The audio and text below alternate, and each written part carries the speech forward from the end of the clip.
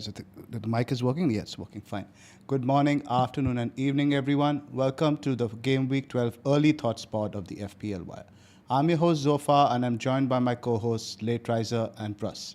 The thumbnail says it all, Erar. Is it time to say goodbye to the big Norwegian? I mean, that's something we're going to discuss, and no need for early spoiler alerts. Let's get into that when we discuss it. But man, how do you feel about the season so far? I feel like, the Haaland's game against Brighton is exactly how my FPL season has been. Like, first 25, 30 minutes, look good, got his goal. 5 minutes after that, should have had another goal.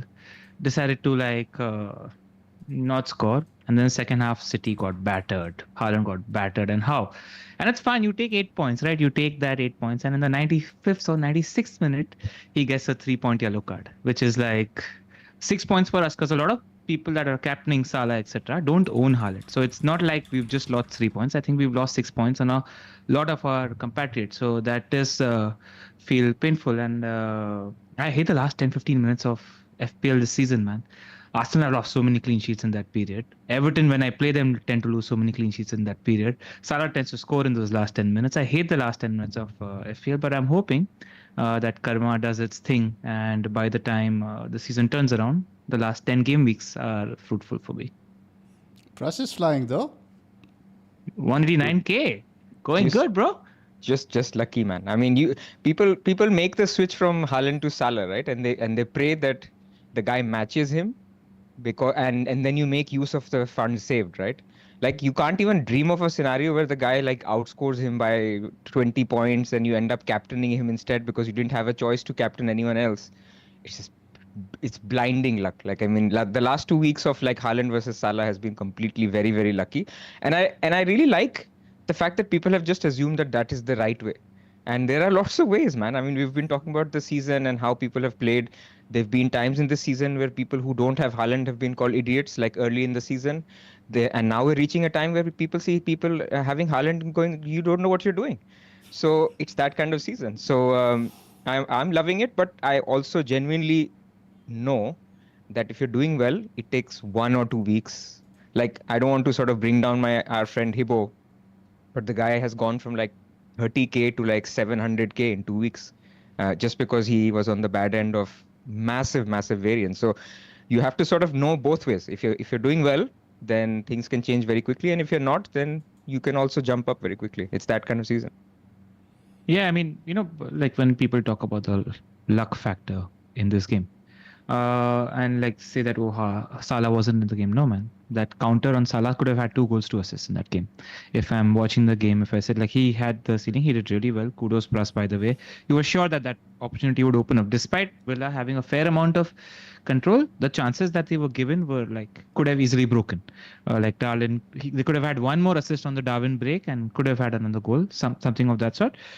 What's been unlucky is Haaland not finishing his dinner. I reckon for us as like getting 2 goals from 5.5 XG in the last 5 game weeks, where we've captained him 3 out of the last 5 game weeks, while the others are hitting the captaincy, has been the brutal, painful experience. But you see it through because Haaland hasn't suddenly put on Darwin Núñez's mask. I think we need to realize that, and we need to pay attention to the fact that on average he tends to perform par XG.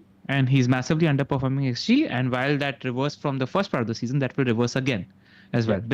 And that is taking into consideration City's downturn in form and them not being as good. You need to take that. But you can't change the fact that he has gotten 5.5 XG in the last 5 game weeks. And that will change. You just have to be patient. That's how the season has been. 100%. There is something there, right? Though Haaland, you could see he's not the same in terms of mindset. He's not as cool, and we mentioned snatching at chances. I saw that also. A lot of shots randomly, he was just shooting from outside the box, straight at the defender. They were getting blocked. So there is some sort of mindset there. You don't think so? Like look, case in point, he scored the goal, well taken goal, so alert to take it on the rebound. Now think about that. There was a 7 to 8 minute period after that where he could have gotten a second. That's when City were dominating. One was the header on the corner, which he should have put at the back of the net, which he didn't. And the other was Verbruggen just about saved it and he hit the post. I thought that was a really well taken shot. So it didn't feel like, he was snatching at his chances or whatever. Outside of that, in the second half, he got no service. So whatever service he did get, it didn't seem like he was wasting it to me, Zoff, personally. That's fair. I get the point you're making. This to go back to Salah also, right? Again, as a Salah owner and non-capper, that game was an interesting watch because he wants Salah to do well. At my rank, about Salah was about 60, 65 EOs, so I still got some points if he did do well. And he actually had, up till the point of the goal, I think only 0.1 or 0.15 XG. The two chances he had created was for Nunes, were both from counters, but actually in terms of shots, plus I'm sure you'd agree, he actually didn't do doing much the entire game. This is Salah for 4 years. Like No, more so this season. Plus, Salah last 4 years has had shot volume. This year is the efficiency. That's what we mentioned last part as well. The efficiency is insane. And somebody tweeted on Twitter, like, this is about at the point that Liverpool get a breakaway. Salah just scores the second goal and everyone is tweeting Salah. So that's exactly what happened, right? Carlos heads the ball onto Salah. Literally. Yeah. Look, there is a lot. This is why I started with. There's a lot of variance here. Like people still are not grasping the fact that the best pick in the game, if price was not irrelevant, is still Haaland. There is no question about it. Every single week, most weeks, Haaland will be the best captain and he will be the best pick if price was not a problem. All people just basically did a trade-off. That, okay, if the captaincy is similar or somebody's close or in some weeks slightly higher, I'm going to sell him and then get somebody else, because then Haaland plus Rodgers, then I'm trying to compare that with, let's say, Saka plus Isak, something like that. And we'll talk about this later. But nobody expected Salah to outscore Haaland by this much. And then you double that with captaincy, like a lot of people don't have Salah altogether.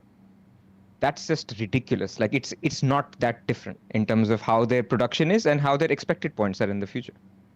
Actually, with regards to that, right, Zoff, you're talking about short volume. I was listening to FML FPL while driving back from work. They made actually a really good point in terms of Salah's short volume and just sort of analyzing Salah. So Salah and Liverpool in general are creating less actions and the short volume is lesser. But we agree that the quality of the shots, etc., the quality of the chances has got higher. And why is there less snatching, let's say, with Liverpool? And in the last 30 minutes, they are fresher. They're still able to keep the momentum. Is because there's much more control.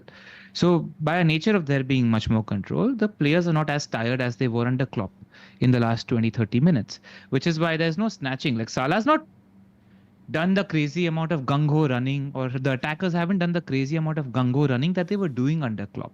This is a lot more relaxed sort of control performance, which is why there's pressure, which is why better decision making also tends to happen in the last 20-30 minutes, unlike last year. So that I thought that comparison was quite well done in my head. It made sense to me about Salah and bonus quality of bonus exactly. Like this year, bonus also, right?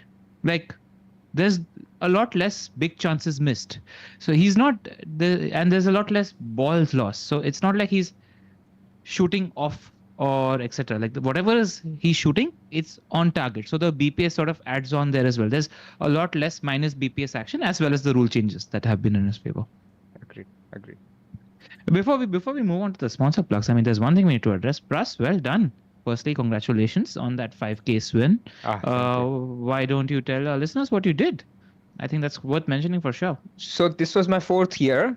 I did one before COVID and then I did 3 since. And basically it's a swimming marathon. It's basically you do 5-kilometer swim. It's at the Olympic Stadium in Stratford. It's actually right next to the West Ham Stadium. And in a game which has goals, you can hear the goals, but I could not hear anything. And now I understand why when I came out of the pool. So yeah, it's there's like hundreds of people. There's people from the ages of like 18 to like 60.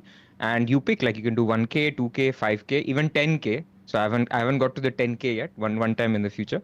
And so this was my 4th time. I did my 5K and it's great, man. I mean, it keeps you motivated, and I like the November timing as well because, I mean, it's, post summer you try to, I tend to get a little lazy because you're like, it's fine now. And then you gain weight till like Christmas, and then after New Year's you start going to the gym again. I think if you put something as a milestone in November, it keeps you motivated after the summer. So it's good. Nicely done. Well done, Pras. And for those that haven't, actually, Pras has posted a picture.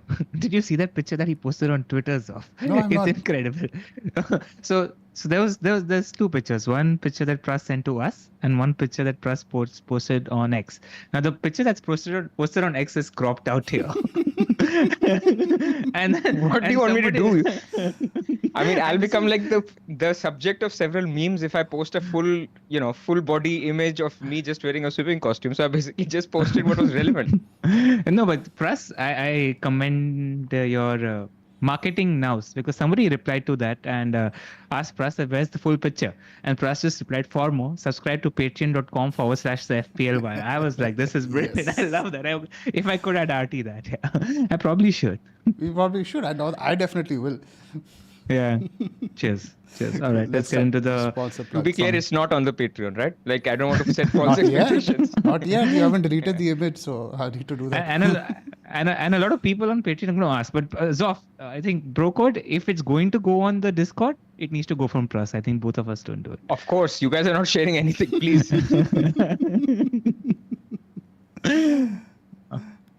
Scout. All right, cheers.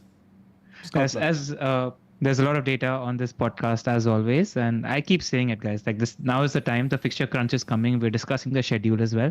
There's midweeks galore. You're not going to have time to process so much information, to look at so many highlights, to watch so many games, especially if you're living in India or the subcontinent like us. The games are at 1:30 in the night, and if you're working, that just becomes difficult to catch up with. So the Scout members area is the perfect foil at that time, where you can quickly scan the stats in the members area. So I recommend you become a member. This is the best time, in my opinion, to become a member. The next 2 months is going to be very useful.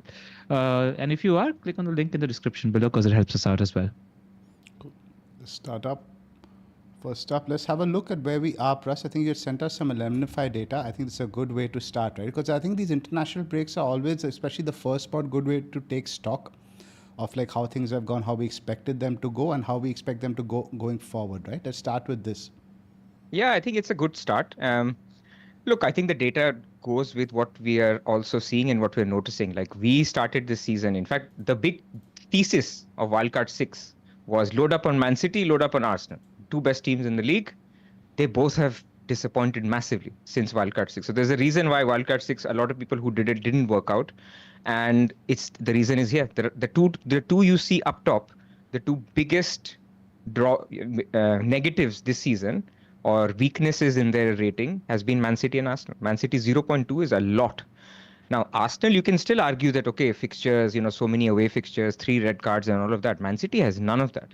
Like, Man City cannot, what would their thing be? Injury? Maybe that's it. But apart from that, you'd still expect them to have, good underlying data and good underlying strength. So team models have basically already said Liverpool have moved ahead, not by too much, by the way. So this was also something surprising to me. It's not like they're saying, okay, Liverpool are now favorites. They are actually, as a team strength goes, Man City are still the strongest. Arsenal are still behind them, and Liverpool have caught up a little bit. I don't think the models are there yet in terms of saying Liverpool are now better than any of those two. What do you guys think of the top 3 first? I think the fixture schedule has a lot to do with it. And I was reading somewhere that Arsenal, for example, now only have to go away to Manchester United for the next few games. They played all the other big 6. So I don't think this sort of is representative of that fact. Similarly, Liverpool have had a lot of their tough games. They've had them at home versus away, right? So I think to that extent, the points table is a bit generous. But the strength has changed, man. I think City and Arsenal have definitely gone backwards. And I think 0.04, I would even bump Liverpool slightly higher than that, I would say. Liverpool have a lot of tough games coming, though. LR, what do you think of the top 3? Well, has anything changed, or how has it changed? I think the main thing with City is the downgraded midfield, that you go from Rodri to Kovacic and Lewis is huge. It really is huge. And you compound that, like City except for Guardiola, they really haven't had any fit defenders most of the season. Literally, all of them have been 50-60% fit. Like, he thought he would play Ake and Akanji after the disaster class against Bournemouth. And the reason he didn't play is because he knew that these unfit defenders won't work. And he even played Walker against Bournemouth after one training session. So he's just not had fit defenders. So the fact that they lose the most important player in Europe, especially for a team like Pep that exudes control, losing Rodri, compounded by the fact that they don't have Diaz or Stones or Ake or Akanji to rely on. Like, in the second half against Brighton, tactically aside, they just weren't able to compete physically. They got done physically. Like, I don't know why he refuses to play Nunes in midfield, because that's the physical profile that I think would make sense. But I think this gap will reduce a little because Rodri's not coming all here. But once at least 3 of Stones, Diaz, Akanji, and Ake will be fit, I think that will add some stability to City's ranks at the moment. I think that's also a pretty significant loss. Even attackers, right? Like, they've had only Bilva and Gundo fit. Grealish is doing a Grealish. Savino just got fit. Doku's not fit. So KDB just got fit. So, like, I don't blame them when they're saying that 40-50% of their important players have been injured. It's true. And Foden's not sharp either. It doesn't look anywhere like the player from last year. I mean, we look at XGR data later. It's shocking. Like, he's not even there. Like, who would have thought this? Like, at the end of this, like, after 12 game weeks, you see a pie chart, our favorite from Radar. He's not even there. So, anyway, after the top 3, some of the biggest improvers. Again, even Arsenal. I just want to touch upon Arsenal because a lot of people have formed opinions about them. I do think we're on the crux of business as usual for Arsenal, because it's just not Odegaard. White is fit now as well. Calafiori should be likely fit, but with Odegaard and White fit by the time post-international break, that's pretty much first choice except Calafiori. I think they're about to go on a good run of fixtures and they're about to sing. I tweeted yesterday. How bad the Saka injury is, right? Also, I think this time it did look like a legit injury. Now the problem is now you miss 2-3 weeks. It's like more like 4-5 game weeks, the way the fixtures are. Yeah. Yep. So we have to watch out for that news, obviously. That will be huge if he's out. Pras, you were saying something? No, I was saying basically I tweeted something yesterday where I was like, in Game Week 16, people will be like, oh, Arsenal seem to be back. Their defense seems to be good. Shall we be doubling up on their defense and having a set and forget? Like, I think fixtures will bring form and lack of injuries will bring form. So I mentioned it in my passionate rant last week that Arsenal will be the biggest edge, one of the biggest edges. I still believe that. Of course, assuming no injuries. I'm in agreement with you, Pras. So then basically you come to the teams in the mid-table that have improved the most. And again, I think this is no surprises here. The team that has improved the most in people's eyes is Fulham. So we've seen that. Again, good fixtures. But I mean, both ends of the pitch, defensively and attacking-wise, Fulham have been very, very good. Bournemouth are the second biggest improvement. Now, they were already good last year. Who would have thought that after Solanke that they would basically do so well? And then I also see Nottingham Forest. I think all these 3 are no surprises, right?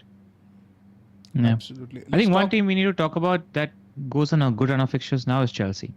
Like, in terms of squad, I do think they are cemented for 4th best team in the league at the moment. I don't think any of the 4 or 5 chasing Chelsea are as good as Chelsea, in my opinion. I think Maresca has done a very commendable job. So how do you feel on Maresca's first 10-11 weeks? How do you feel after that? Very, very positive. And the fact that I think all the big games we've had so far, we've competed. And this was the main problem with Pochball for me. It was just chaos. We don't care how many they score, we'll score more than them. Every single big game, we looked like we'd concede 3 or 5 games. But I think in most of these ones, even Arsenal, I think we could have won that game. Probably, I think draw was a fair result at Liverpool, at Anfield. For large parts, we were the better team. Little bit naive at times. At home to Newcastle, who I also consider a top 6 contender. We did well. And I think after Leicester, we have Villa at home, who I think we should be able to beat. So if you ask me, at this point, around 11 game weeks in, 18 points, sitting 3rd on the table, would I take it? Absolutely. You guys keep doing it, man. Get new manager, do well. Get new manager, do well. And we're still stuck in that 8-year cycle. After a long time, Pras. We've gone the whole Graham Potter, etc. Even Pochettino, the first 6-7 months were horrible. Fair enough. I actually have a bunch of notes, right? I do think Chelsea are going to be... I don't know if you mentioned this on the last spot, but like just while thinking about general FPL stuff, Chelsea are going... This compounding of saving minutes in the legs is going to be even more pronounced in the second half of the season, in my opinion, where teams like City, Liverpool and Arsenal have Champions League and there's going to be minutes accumulated in the legs, whereas Chelsea, outside of the fixture crunch in November, December, are pretty much playing once a week. You remember how that benefited teams like Newcastle when they didn't have Europe, when they made their way into the top 4. I think this is going to be very significant and elevated in the second half of the season. So Chelsea and Newcastle teams to watch in the second half of the season, especially if you see that plus 0.1 for Newcastle. I think after the January international break or some sort of break, I won't be surprised for us to see that plus 0.1 for Newcastle go up to plus 0.1 now. Yep. As he said. Let's talk about Manchester United. We got a lot of flack on the last two pods. That why do you guys have to keep talking about Manchester United? What are your thoughts on that, Russ? I wish we talked about Bruno more, man. Like, we all saw it coming. We were talking about it. That this was the run to pick him up, 17-pointer. Incredible. Like, and so many people, not so many, but a few captained as well. Like, shout out to Ronald FPL Pig, who captained him. A few others we saw, and I mean, kudos. Like, it was the time to get him. We'll talk about him and other routes that people can take. But he is going to be, how important he will be, we will see. But the fact that he will now not have those defensive duties, which we predicted, and I think a lot of people predicted, and the same will apply under Amorim as well. Which you presume? Yeah, I think he needs 2 10s. He's the only 10. Like him, Mount, Menu are actually better suited. No, Mount can play 10. Mount actually could, if you get him fit, he's very suited there. So he should be a good pickup, man. Like, but there are things to consider whether you jump on him now or later, and we'll talk about the fixtures and how they relate with Mbeumo. Like, I have some thoughts there.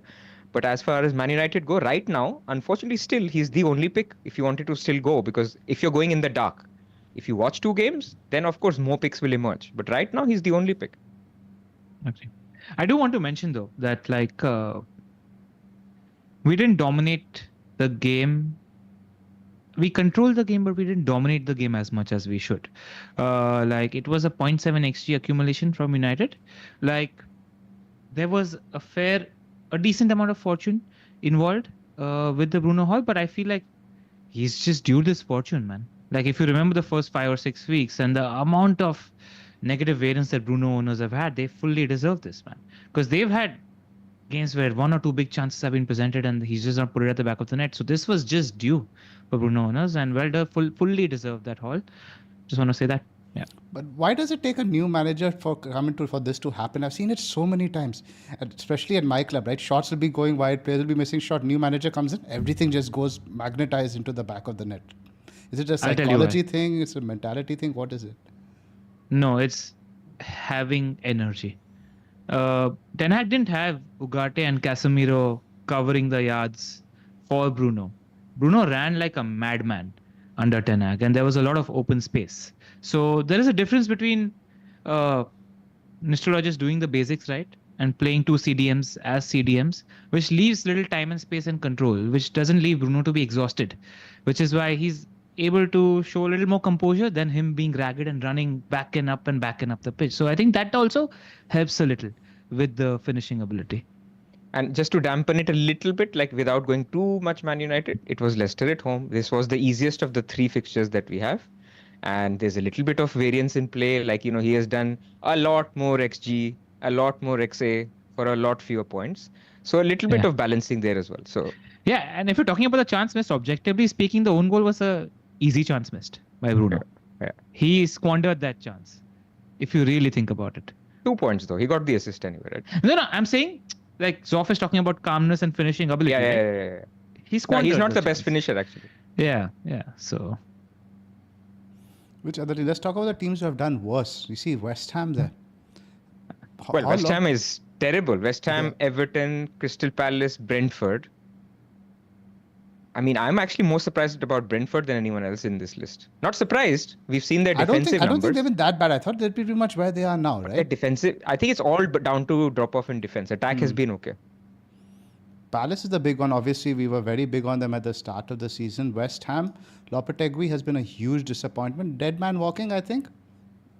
Yep. So, 2 tough games. After that, beautiful run. So another team like Man United, of course, not of the same scale, but another team that people will say, okay, there's some gems emerging and now fixtures are great and new manager. It could be defenders, could be Areola. There are, I think, some opportunities with West Ham coming up. Bowen hasn't had a single game so far with greater than 0.3 NPXGI. Like a single game. That's just a math stat. What do you guys think about Villa plus 0.05? Do you agree with it? I'm not sure I do. I thought they were better last year. I do too. Definitely. This season, they just don't inspire me, and especially the last. But the thing I want to have a talk about Villa also, the last two games, right?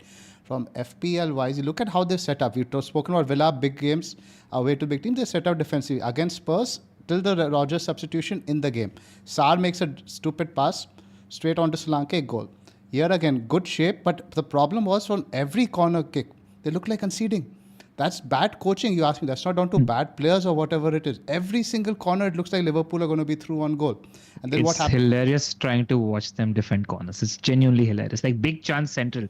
Like Liverpool be like, yeah, we don't mind conceding corners, and Villa have done well on set pieces. I think they're top of the league for XG set pieces so far this season. But Liverpool have the pace to take advantage of that. Yep. And then individual errors have been costing them. Carlos does that pass to Salah right at the end, things like that. So Villa have been, I think, set up well, but I think they're worse off in terms of attack, but not so much in terms of defense. I think I like this defensive shape a lot more than that suicidal high line they played last year. I think they're more of like more of a control team this season, and I think Emery has done that because of the sheer volume of games that are coming. Yeah. Also, things will change now because he has a 6 almost fit now. Like I was talking to Adam Gilks and I was asking him if he thinks that Villa's performance will change, and he's like, the presence of Kamara and him finding full fitness will have a huge role in what Villa do. They're in an interesting conversation because the next 3 home games are looking pretty good for them. So it's a discussion to have when we discuss the mid-price strikers. What's next on the agenda? So we talk I Haaland just now. before we move on to the slide, I just wanted to shout out. This is from 11 if I follow him on Twitter. He does a model himself, and there's a lot more details behind this. So, and he's, by the way, one of the Hall of Fame managers. He's like in the top 5K right now. So also follow him for FPL tips. Lovely. And also for those of you that benefited from the United talk and managed to get Bruno because of this podcast, we'd appreciate a like and subscribe. We've been a little slow on the like and subscribe, so good time to throw that in early. Support the podcast and just click some buttons. We'll be grateful. Fantastic. Let's move the discussion to Haaland now. I'll bring up the under the radar graph for us. Yeah. Let me see, where did I keep that? Yeah, there it is. I mean, by far the best XG creator in the league, and this is all XG, right? Some of them have XA. Expected now, goals XA helps with involvement, bonus. I think, yeah, this bonus. XGI. XGI. So Salah, Palmer have a lot of XA in those numbers. So think about removing the XA if you want to just look at goal threat. Of course, the counter to that is they get 5 points, they get bonus for those XA as well. But the point is, the original point that I was making, he's still the best pick in the game, but he's also by far the most expensive pick in the game. So you guys tell me, like, what are you feeling at the moment? It's been bad luck, but are you, there's a little bit of, there's 2 theories. One is gambler's theory of, chasing losses, that, okay, I'm going to keep captaining Haaland because that hat trick is coming. Or you're going to say, look, at some point I need to start picking. Holding Haaland itself will start becoming a differential. And I still need to, if I think there is a better captain out there, this week is a good example, then you do that. So where are you with that thinking? Zoff. So the thing is with Haaland, and what I think right now still makes him worth holding, at least in the short term, is a Tottenham fixture. I think that's my plan right now. Look at that fixture, assess, because I think City, a lot of their players will be rested over the international break. They'll recover a lot. And B, they might have some lot of players back also from injury. So I think that's definitely going to work in their favor. And I think what makes Haaland, for example, in my system, right, the premium, still holding viable is because of your enablers, your Rogers, your Semenyo. These guys are still bringing in points. Now we have Joao Pedro, who's emerged, right? So you could effectively run with at least 2 or 3 of these guys every week, and you won't say they're significantly worse off than their like more expensive options. So I think right now, while these guys are still in play, I think I don't mind holding Haaland for a little bit because I do think it will turn around to a certain point. And let's go back to our captaincy matrix. I think that's always a good Bible for us to look at in terms of the upcoming fixtures, right? I think, for example, in 14, I still think he's decent. After that, and then Palace, Manchester United, the run after that is actually pretty good for Haaland. I think he's captainable in every one of those fixtures. And then you start looking at Salah, Everton away, Fulham. Obviously, we've seen Fulham a little bit better. Fulham, Tottenham, Leicester, etc. I think in terms of non-negotiables, though, I think Salah has now moved ahead of Haaland in the pecking order for me. Would you guys agree with that aspect in terms of, let's do a ranking in terms of the premiums? Where do you guys think the top 3 are right now? Pras? are we doing ranking for pure FPL points or I mean, like, Points let's say, per like, pound. see, they're going to be sacrifices. Let's say you know you're going to be paying 2.5 million more for Haaland, right? But in that sense, but like, let's evaluate on what they are, not just like pure like thing. Let's evaluate like if you have to bring one into your team right now, there are going to be sacrifices. Keeping those sacrifices in mind, let's do the ranking. I mean, given how Salah is playing at the moment and he has Southampton, I would rank him higher. But then he plays Man City and Newcastle. Those are not two good games. So, like, if you're on Haaland and no Salah, this is the week. Like, this is your last week probably that you're basically closing your eyes and hoping that Salah doesn't do anything. Whereas Haaland has Spurs at home, which is a fantastic fixture. In fact, the models have him bang on. Same expected points as Salah. There's nothing to separate Salah at home to Spurs versus Salah away to Southampton versus Haaland home to Spurs. So then Man City at home, again, okay, both are playing each other. Maybe you say slightly Salah's better, but you're not captaining anyone in that fixture. Then Newcastle away, clearly worse fixture than Haaland's Nottingham Forest at home. And after that, you get into the reason why we're having this debate is because Palmer is also into the equation. And there's many weeks here where you can captain Palmer instead. Like you talked about Game Week 14. Haaland has Nottingham Forest at home. It's a very good captainable fixture, but also Palmer plays Southampton. So if somebody doesn't have Haaland, they go, I don't mind that. Because Palmer is now captainable as well, which was probably not the case before Game Week 6, before people genuinely thought that this Chelsea side is great. This, the Palmer role is now, we know what the Palmer role is. He's getting the 90 minutes. But now he is a genuine captaincy option. So in that context, yes, I think Salah is higher in the pedigree. And then I would even say Palmer is higher in the pedigree. But Ella, let's talk ceiling. The big appeal of Haaland has always been, we've said that he's the player with the highest ceiling in the game. Does that still hold true? Yes, he's got the highest XG in the last 3-4 games. That it just directly implies that he's got the highest ceiling. If he finished his dinner, one thing that a lot of chances that he got were double action chances. Like the XG, a couple of times he shot the goal that he had, big shot, high chance XG, then took another goal. So there's a lot of that is there. But even if you take the noise, I still think he's got the highest ceiling. That said, we need to take into consideration that City have not been as good. City genuinely haven't been as good, but they have players coming. So, Pras asked me what I'm thinking of doing with Haaland. I want to quietly sit and observe what happens versus Spurs because it's a good fixture to sit and observe what happens. And Zoff was bang on. Like, if João Pedro hadn't emerged as an enabler, I would be a lot keener to sell Haaland than I am now because I know that Pedro, like for those that don't know, Hurstler was singing praises about Pedro. And he was like, every team has that player that is the game-changing, defining player. And in our team, that's Pedro, who's got leadership qualities. So he's basically telling us that Pedro is his Salah. So all the worries that we had about Brighton and, Pedro's minutes because they've got Reuter and they've got Welbs and they've got, so many attackers in that position, Ferguson's fit, etc. as well. That sort of diminishes. I think what happens over the pile-up, maybe he misses one game. I think his first choice, it's as clear as it gets. I don't think he needs to tell us anything else. So, because the equation in my head, if I had to sell Haaland, is I can go from Haaland down to one of the 4 mid-price strikers that we're looking at, Isak, Watkins, Kai, or who's the 4th one? Jackson. Take your pick. Take your pick. And I can go from Carvalho up to Saka. So you're gaining that.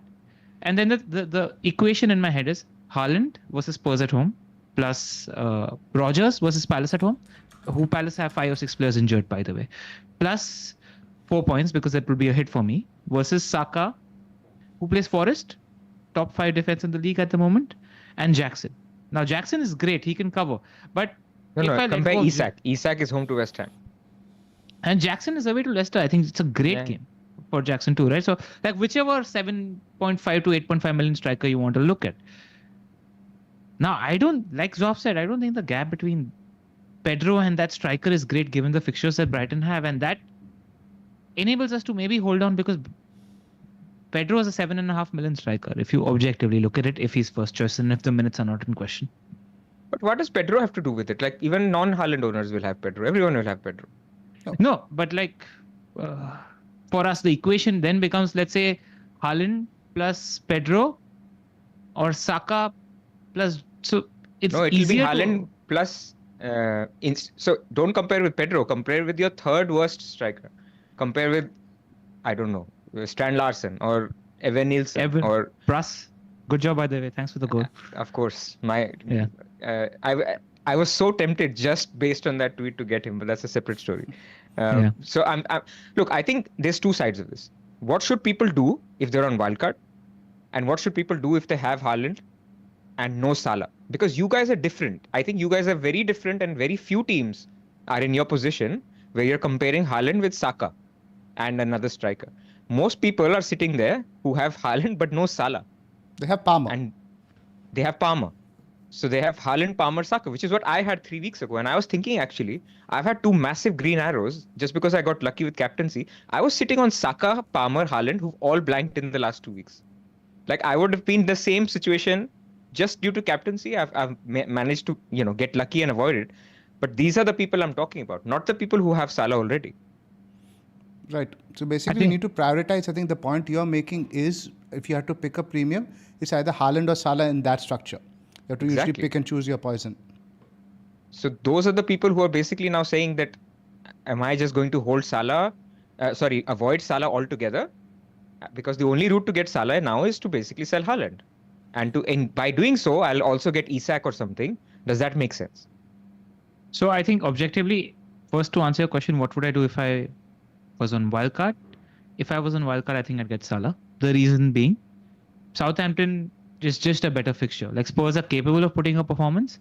Southampton is a better fixture for Salah.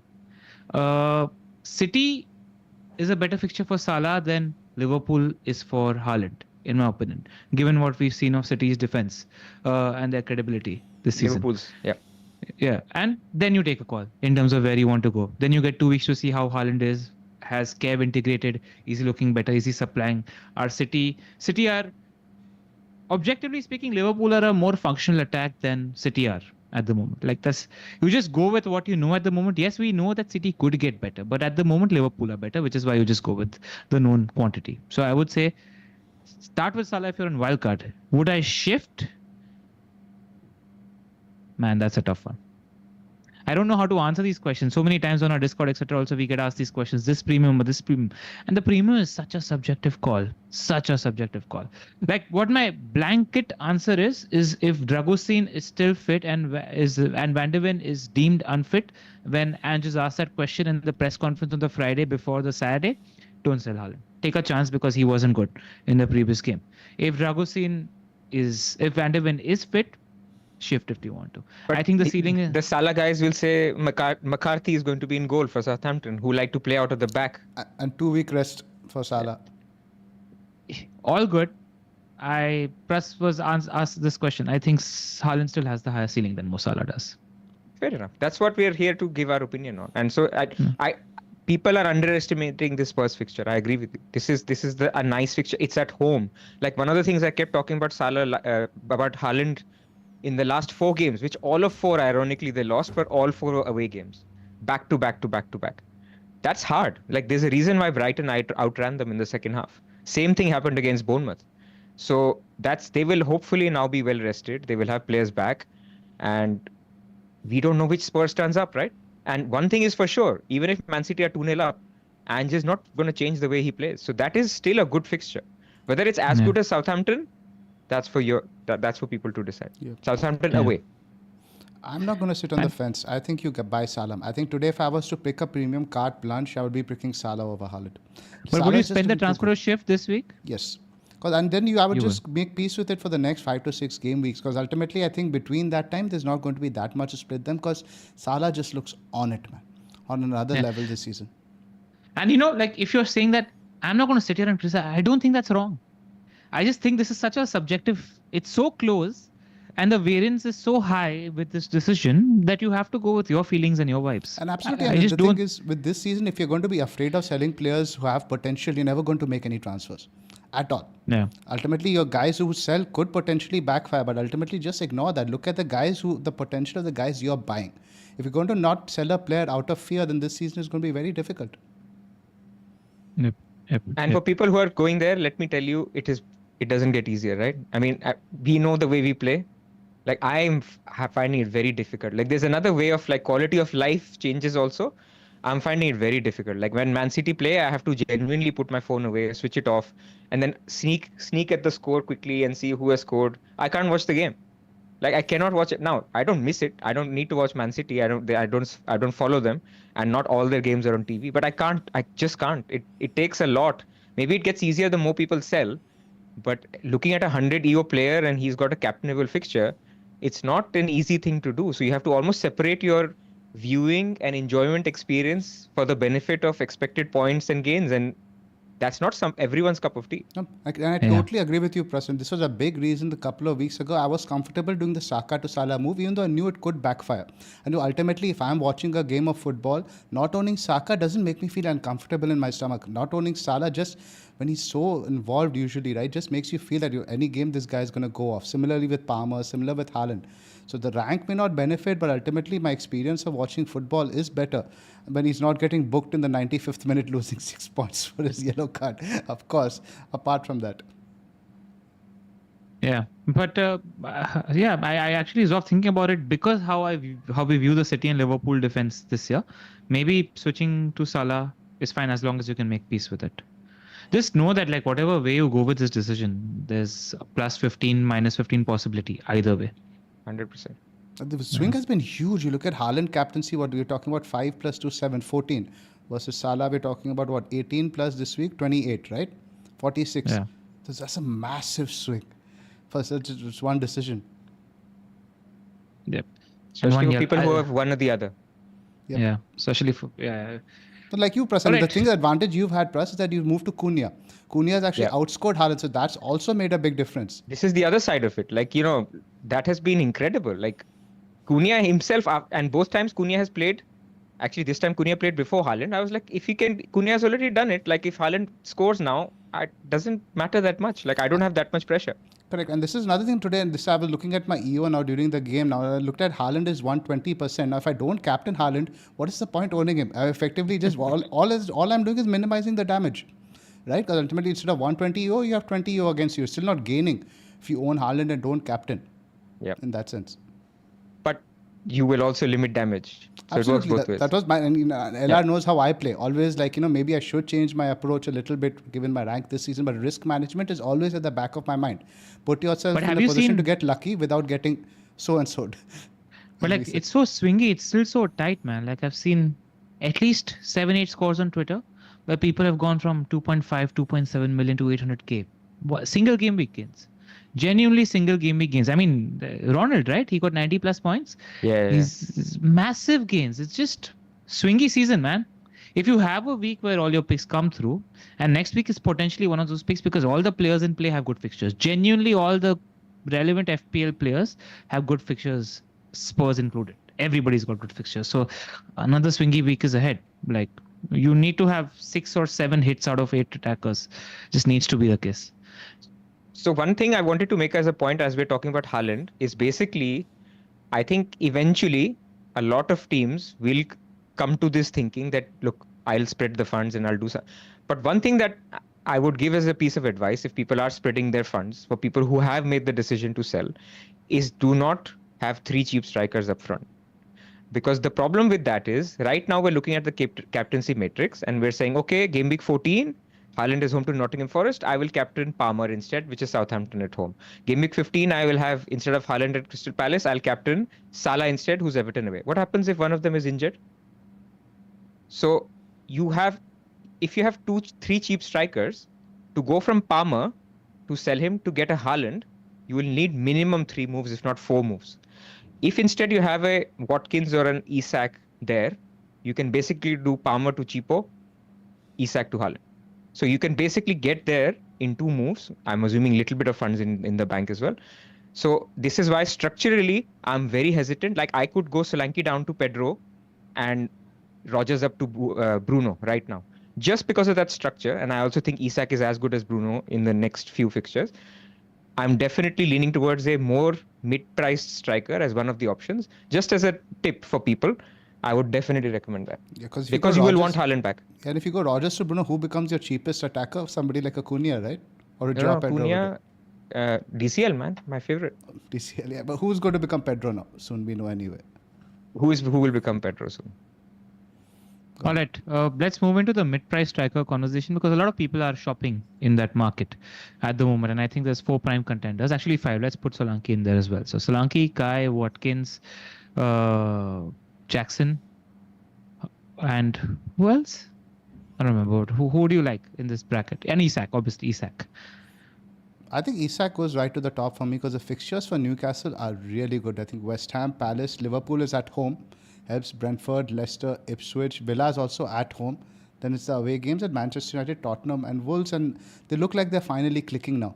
The move to Joelinton on the wing has helped a lot. Willock is playing very well in midfield. The lack of fixture congestion will obviously now, as we expected earlier, right, to play a part now. And I think Isak is sitting out this international break as well, which is a positive. He's looking to heal the toe injury that's been causing him problems. Are you sure? That's what I read. That's what somebody, I think Hassan posted in our Discord. Dude, I've been waiting to transfer him in, just waiting for his international games. That's what Okay, I'm read. going to check in the background. Just have a look. I think that's what the news was. I'm not 100% sure. But check if it's fitness weight. Pras, right? If it's a fitness, it's worth its weight. I'm It pretty could sure be it's like because Odegaard, right? the toe problem he's had since ages, right? He's been playing through. I think that's what I read it was. No, I was thinking that, like, one thing that came, and I agree with you, like Isak, Carte Blanche, great pick. But like, thinking about Jackson's asset, it's pace, right? He's your quickest outlet on the transition in counter-attacking games. The games suit him so much. Like Leicester, Southampton, like anytime now, right? We need to effectively put it in our heads that anytime you have a run where a team has 2 of the bottom 3 in the next 3 or 4 game weeks, they need to go up your list because they are just way objectively worse than the other 17 teams. Genuinely, the 3 fixtures to attack until those teams get better are Ipswich, Southampton, and who's else? Leicester. Like these are the 3 fixtures to attack. I think we've seen enough proof at the moment. Yeah. So firstly, big take is that Leicester and Southampton in 12 and 14. You're getting 2 promoted teams. Whether that's home or away, I don't care too much. And then you're getting Aston Villa and Spurs in between that. Like we saw how many breaks Liverpool had and how many times they could have scored. Like I'm just imagining Aston Villa and a slightly higher line and giving those breaks to Palmer and Jackson. And similarly against Spurs as well. Like these games, these matchups suit him, but it's a tight fixture schedule and fixture crunch will come into play. Do you need to worry about Nkunku's minutes, Zoff? And I think is the so. 4 yellow card? I think we will see yellow card thing- Nkunku feature at least, maybe even start one game. All it's going to take is like for Jackson to get subbed off early and Nkunku to come on, score a brace or something. I think Jackson will miss at least one game over the next like 3-4 game weeks. When we have those midweek game weeks, I think plus that's what, 14? Which is a midweek one over here? I think 12. This is the biggest worry with Jackson. Southampton is the midweek game. Right. between Villa and Spurs. Right. And those are tough games, right? Villa, Spurs, if you ask me which game do Exactly. you play sub-striker, Southampton. And that's the money game. Yeah. And as you mentioned, Yeah. it's the 4 yellow cards as well. Yeah. So it's a as you would say high ceiling pick because Leicester, Southampton, but Isak. I don't even safe, think he's a high good. ceiling player, bro. I think the ceiling is higher with Isak just because he's so talismanic to that team. Fair. And on pens, which Jackson doesn't have. Absolutely. And Yes. form, man. Yeah. Like Isak is on fire. Jackson has Everything fizzled is out a going little from- bit. I think he started the season a little bit strong, but now I think he's fizzled out a little bit and he's very streaky, right? As we know. Yeah. It's just that the thought is cemented in my head. Leicester and Southampton. Like you attack when these fixtures come up. Like it was the thought where on the last week we were bullish on Bruno because it is the thing, right? You give yourself the highest chance to get lucky if you go in the first week of the great enough fixtures, which is why we were saying that jump on Bruno this week because the marginal gain potential decreases as and when you go deeper into the good run fixture. So that's the thing with Jackson. Like there's a good chance you get lucky if you start this week. No, fair enough. Look, I think the thing with Isak is he's got West Ham. West Ham is very soon going to start becoming a harder fixture than it is. But so it's the right time to play West Ham, right? So that's an easy tick as a start. Look Palace are at then injured. Crystal Palace. Palace are not doing well. Liverpool home, yes, it's a tough game. It's at home. Brentford, we've seen their defensive data. Then Leicester switch. Then Leicester, then Ipswich. The next 5 Yeah. are incredible. And he's at a price point where after 17 you move to Jackson if you want. Because You're then they right. have the Fulham Ipswich. Well, Fulham is fine though. But they have Ipswich, Crystal Palace, Bournemouth, or any price point, right? I mean, he's at a price point, Isak, where you can go to anyone with him. Convinced plus. Like the decent fixture and bookended by Brentford. Brentford are terrible in defense, by the way. Bookended by Brentford, Leicester, Ipswich is worth its weight. Yeah, Isak, number 1 for me. I'll rank Isak number 1 too. Watkins fixtures are not bad either. Huh? Look at the next 4 out of the next 5. Palace home, Brentford home, Southampton home. And just need to see them click before I go there. But it's also plus I think they have Juventus at certain point over here. I think right between Palace and Chelsea is Juventus, right? Yes. And Southampton comes after that, I think. And they have Leipzig also at a certain point. I was looking at the schedule for Villa because I have Rodgers in mind. I'm looking to play Rodgers in a lot of these weeks. And again, minute management, I think for Watkins will definitely be a thing. Like you could see Durant starting home to Southampton, home to Brentford, something like that, right? It's a little bit of a red flag. And we don't know if he's on. Well, he likely isn't on pens. These things add up, especially when you're looking at a fixture block. Like you expect one pen in 5 games. Yeah, and for people that are Kai curious, like I think Kai can wait if you want to go there till on Gameweek 16. Like from an attacking standpoint, like in the next 4 fixtures, that's why I'm not even hurrying to get onto Bukayo Saka also, because Forest tough game, not an easy game anymore. Fulham, Joe Pesci. And United, I don't think will be as easy in game, hopefully, now. So the only really good fixture is West Ham away. So like I'm not chomping at the bit to jump on an Arsenal attacker until Gameweek 16 maybe. Like that's the thought in my mind. Arsenal, you add as you can. Like there is no urgency. But what we are saying is their fixtures now for the very, very, very long term are quite decent. Just good. Yeah. So at some point you need to start thinking about a path, but you don't have to do it immediately. Like.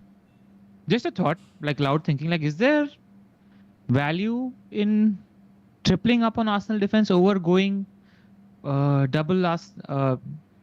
Arsenal attacker and double defense? Like if I had like in my squad, Rico Lewis I think is more disposable than for example Palmer or Salah or Haaland, right? Like because I think these, if you're talking about the 3 premiums, I think they're objectively better than Saka for the foreseeable. Can I go, if I have the funds in my squad somehow, can I then triple to take advantage of Arsenal's great run? Is there value in tripling up on that Arsenal defense? I mean, if one of Salah or Palmer gets injured, the next player going to be wanting is Saka. Yeah, but it's not like we're short of attackers. Yeah, like if you don't get Saka, there's like we're talking about 4 mid-price strikers that are all genuinely good picks. Is there value in playing that game? I won't do it. I've never done a triple defense. Double is too much for me for the heart. Dude, people are laughing at double defense right now. I'm there waiting for the Raya price drop. People are like laughing. Why are people on double Arsenal defense? Dude, Arsenal defense is going to be back. You watch. Yeah, I don't mind the triple up, but you know my feelings about Saka. But problem is, plus you'd want at least, let's say you get Raya, you get Gabriel. You want attacking threat for the remaining guys. Now you're not going to spend 6.5 on Ben White, right? But he's the best Arsenal pick. He's 6.2 now. 6.0. I didn't realize he's 6.2 now. But either way, you're not going to spend. Anzoff is the best Arsenal defensive pick. The guy gets his points in this. He gets his points in this game. It's expensive, bro. But my point is like, I think Timber and Calafiori, you can't really go on that side. So then Saliba at 6.2 with 0 shots in 11 games. Yeah. Is there the it's upside Saliba pick? Or White? Upside pick is White, because think about the games that Arsenal dominate. And we'll Discord, if you're watching, let me know if the theory is right. Like these high possession games that Arsenal have, where Odegaard, Saka and White are playing that triangle on the right hand side. That's when White gets his points. That when he's kind of streaky like that. He gets this 1, 2, 3 assists in a bunch of 4-5 games. I think it's happened many times. So it's a thought. I just won't go there simply because they have too options much for there. The heart. And lifestyle? It's a team where you want to have your set and forget, because it's a team which is predictable. You have enough players there that play 90 minutes every single game. And so why would you like try to get a little bit of an extra edge by 2 extra assists over the season? Like, okay, he can score also, but I'm not seeing that much of an edge. Like I would at that point just go Saliba if you wanted to go there. Saliba also scored a couple of goals last season. Yeah. So, like, before Raya existed, everybody had Gabriel Saliba last year and they did fantastically. But there was more bonus. No, plus bonus played a big part in Saliba's appeal last season. When they'll keep clean sheets, it'll come. Like, but the system has changed. We have to acknowledge that this season, because you look at the BPS, even when they have kept clean sheets, Saliba has not been very high in that. Fair. Yeah. And I still think Saka, guys, don't have a toxic relationship with Saka. No, we don't. I don't have a toxic relationship. Like let me explain myself. Like you guys spoke about it previously. Like when I'm considering my FPL moves, I just generally consider or play around with a wider spectrum of ideas. I don't filter those ideas. No. I'm based just on- saying, oh, given your history with him, you know, penalty takers, good fixtures. I think he's a great pick, man. All right. Cool. Yeah, you. All right. And he's great. Like, I genuinely think he's improved this season as well. So, What about Luke Shaw? And once the wing backs start coming to play, you know, the Man United wing backs. I can't wait to see Luke Shaw play for Amorim. 45 minutes, he's going to be gone to Burger King. That's it. Max. yeah, man. I'm waiting to see. I think there might be a pick or two that might emerge under Amorim, and I just don't know who that it is at the moment. He needs to pick his guys. We have no idea who he's capable of meeting. There's murmurs of even Mount getting a prominent role under Amorim, and he suits that front 10 profile for Amorim as well. So we just don't know till we know. The defender I'm looking at this week, and I was scouting for news on. I heard that somewhere in the Discord posted that Cardioglu is potentially out for 1 to 2 months. Estupinan is someone I'm very interested in from Gameweek 13. It's mixed news.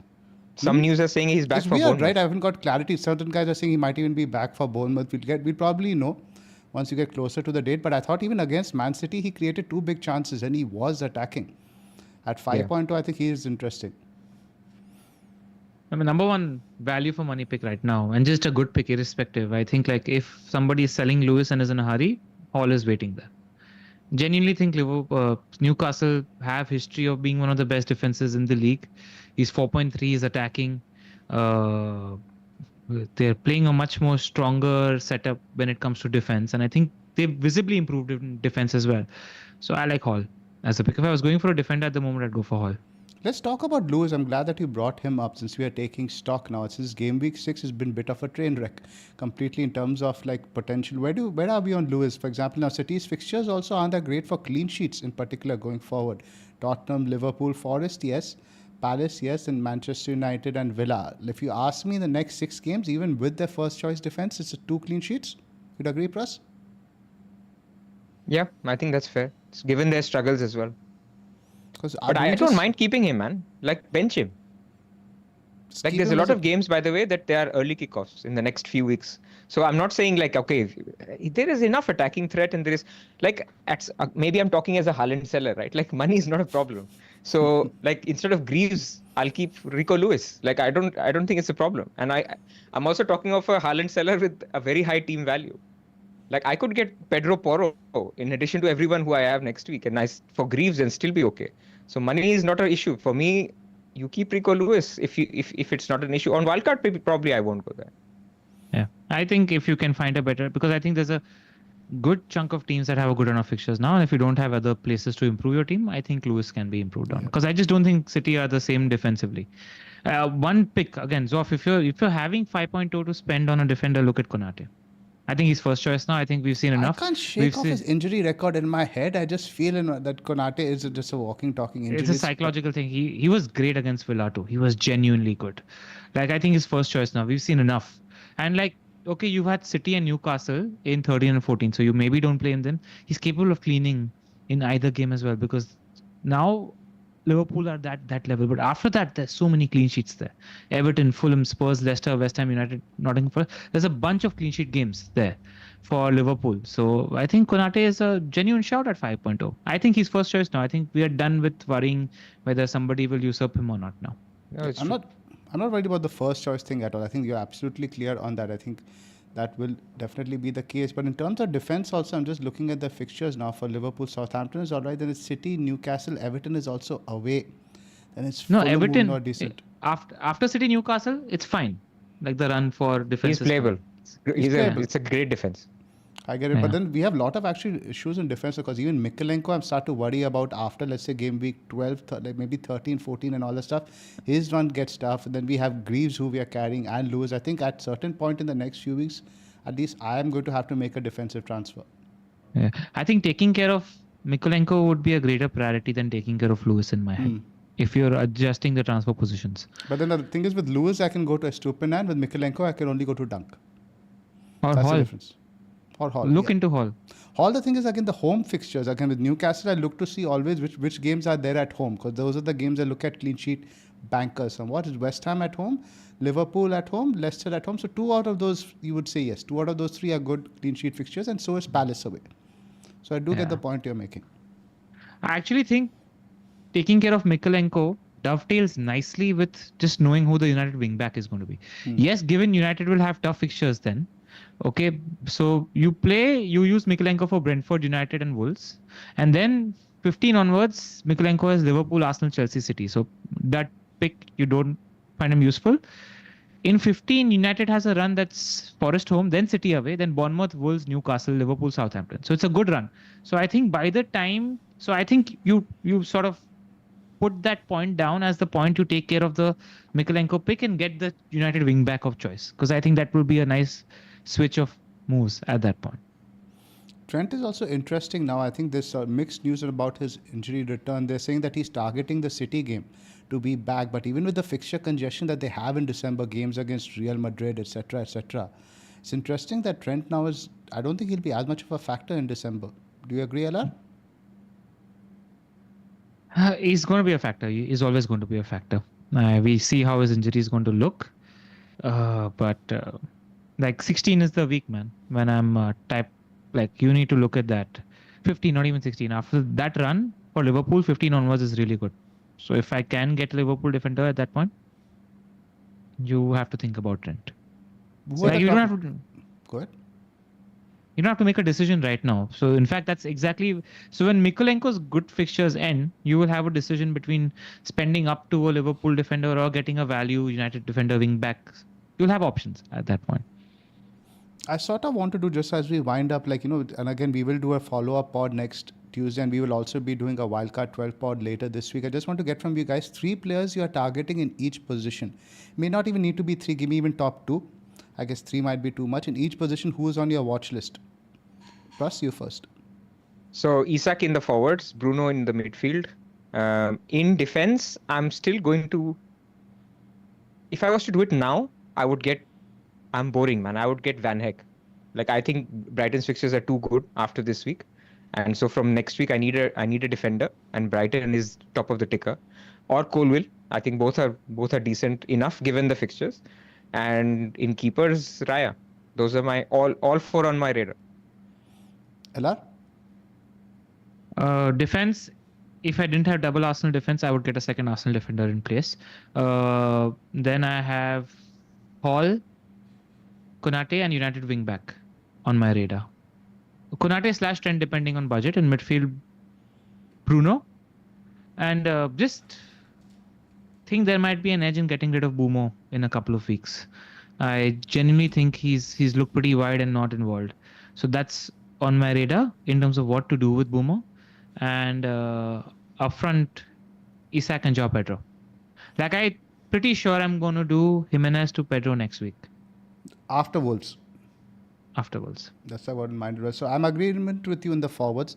Isak and Joao Pedro are far ahead of me. Isak, if I do decide to sell Haaland after Tottenham, and Joao Pedro, like you said, for either Jimenez or Strand Larsen, who might be injured. We don't know yet.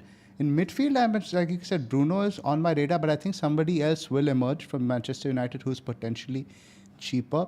Apart from that, there's the obvious Saka pick, but I'm not seeing any other big targets I'm looking at in midfield as such as soon as I'm scanning all the other teams. Who did you say, Pras, besides? You said Bruno, right? Anybody else catch your eye?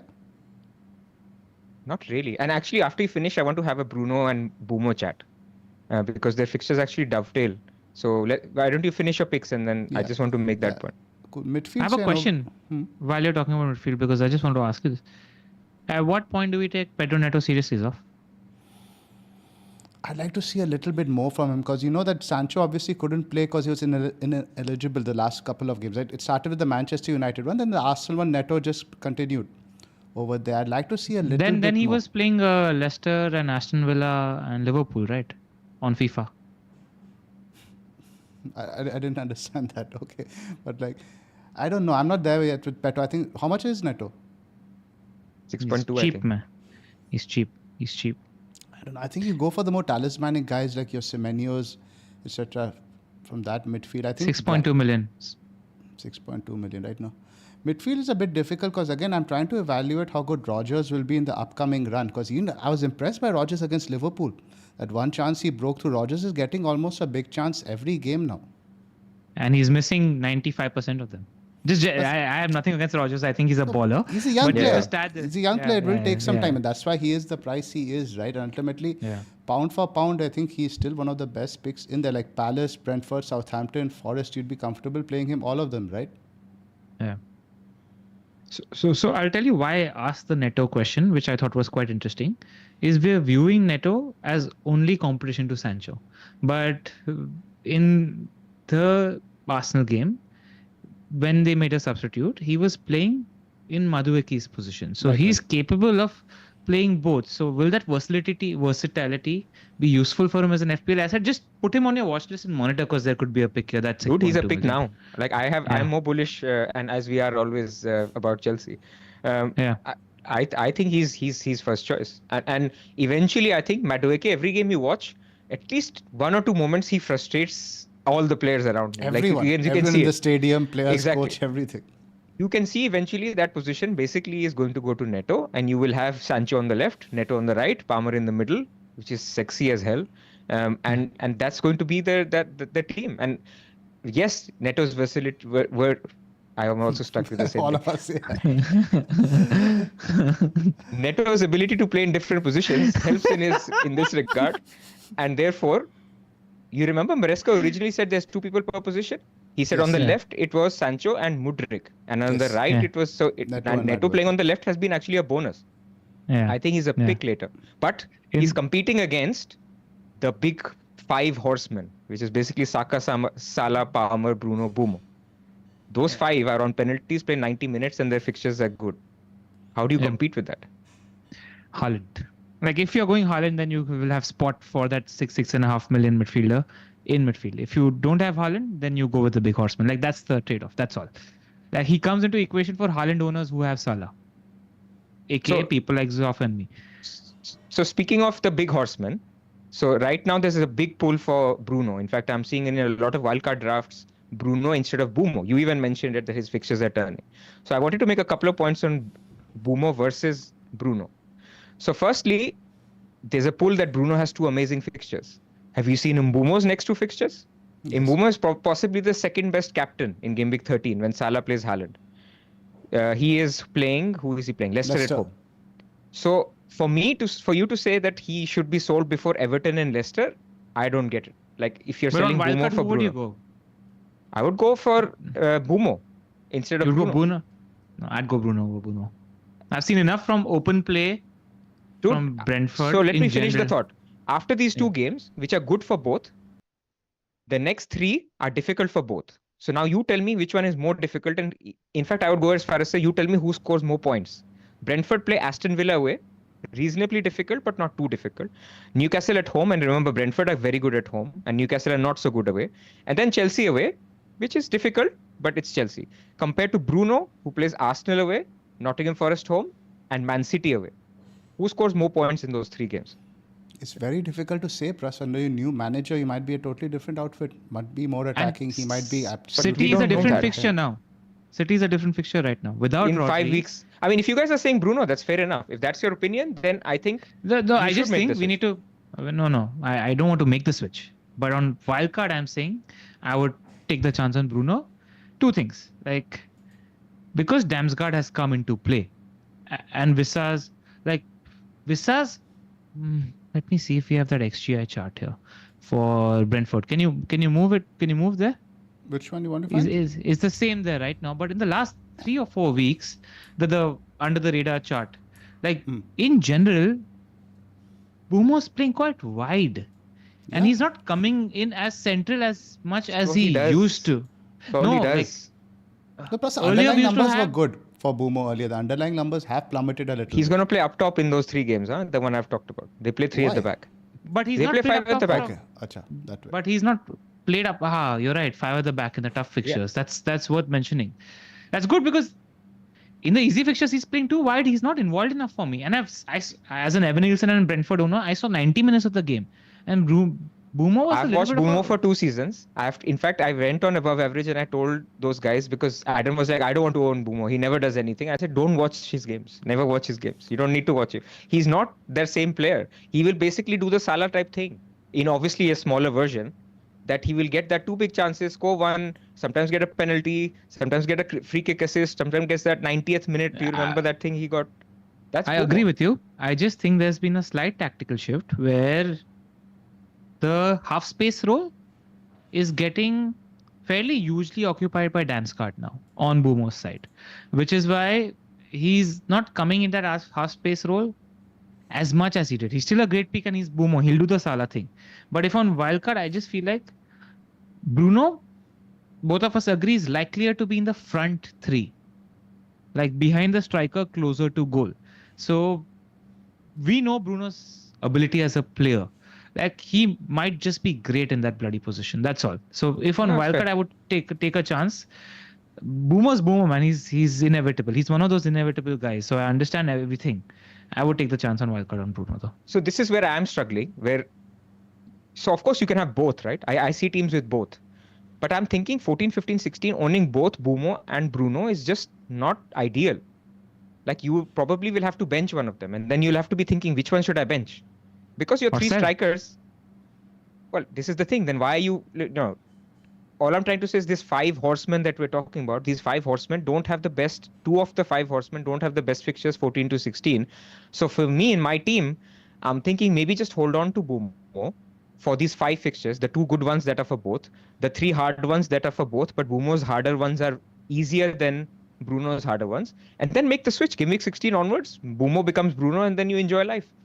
Because you have enough strikers in 14 to 16, João Pedro, Isak, Cunha, who have amazing fixtures 14 to 16. You don't want to bench them. So you'll eventually be benching one of Bruno and Mbeumo anyway, between 14 and 16. That's my point. It'll be an interesting discussion, Press, because I think we'll be doing this on Wildcard 12, which we are going to be doing later this week. If you asked me before the Saka injury, what would be your ideal midfield, it would be Mbeumo, Saka, Palmer, Salah, Rodgers. Or maybe you can even take out. I'm missing. So you're picking Mbeumo over Bruno. No, sorry. I meant Bruno. I meant Bruno over Rodgers.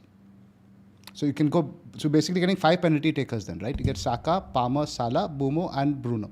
But and then you have Isak, Cunha, and Pedro. 8 penalty takers. You can do that on Wildcard. You can. That's somewhere where I would go. Obviously, you're going to be benching points, but in December, so one time you will need those guys. That's where I would be in my. When we do that on Thursday, let's talk about who will you bench in 14 and 16. You'll bench Bruno. Away to Arsenal, away to Man City. Or you bench Bruno. I would bench City. It all depends. It all depends on how well you guys start against Amorim. But look at game week 16, LR. Who are you benching? Are you benching? Then you're benching Mbeumo. Then you pick Bruno over Mbeumo. That's the discussion I'm trying to have with you guys. I would play Bruno. You need to make a call now. Don't leave it to when you're not on wildcard as a substitution.